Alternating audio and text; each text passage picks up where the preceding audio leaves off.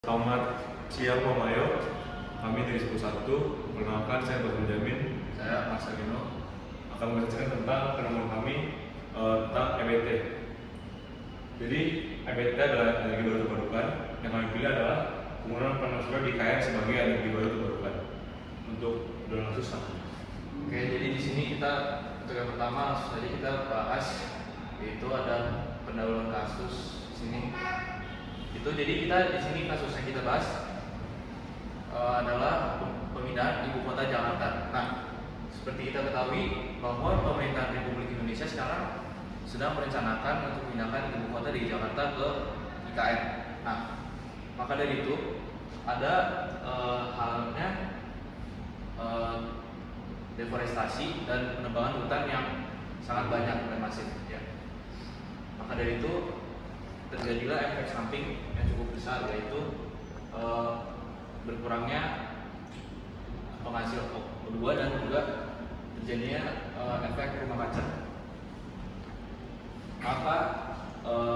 Maka dari itu kami membuat solusi dan opini kami untuk membuat panas surya di sini untuk menjadikan panas surya menjadi energi terbarukan untuk kota IKN.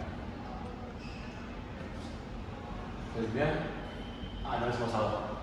Jadi telah terjadi penebangan pohon sebanyak 40.000 hektar. Lalu pihak pemerintah mengatakan bahwa bangunan tersedia sekarang tersisa 252.000 hektar. Maka misalnya pohon-pohon bisa bertembang untuk memenuhi kain kedepannya yang masih berkelanjutan. Karena itu dampak buruknya adalah gas emisi akan lebih susah untuk dihilangkan karena pohon yang berkurang semakin banyak. Lalu rumus yang digunakan untuk menghitung karbon yang terserap akibat pohon-pohon yang tumbang adalah luas tanah dikali jumlah pohon per hektarnya dikali jumlah karbon per tahun. Di data dapat ditemukan bahwa terdapat 40.000 hektar, 1 hektar itu berisi 2.000 pohon andekan. Jadi sehingga bisa dihitung bahwa 40.000 hektar dikali 2.000 dikali jumlah yang bisa per tahun itu 22, sama dengan 1.260.000.000 kilogram. Ini adalah karbon yang terserap oleh pohon-pohon yang dari ditebang. Maka untuk menghemat energi pada wilayah IKN akan jauh lebih baik jika menggunakan panas surya. Lalu untuk konsep yang digunakan adalah konsep perubahan energi. Saya perlu dijelaskan. Ya, jadi simpelnya di sini seperti ilustrasi di gambar ini, yaitu matahari sebagai sumber energi utama masuk kepada modul panel di sini. Dia menyerap sinar matahari, kemudian masuk ke baterai di sini dan menjadikan arus listrik bagi kota IKN.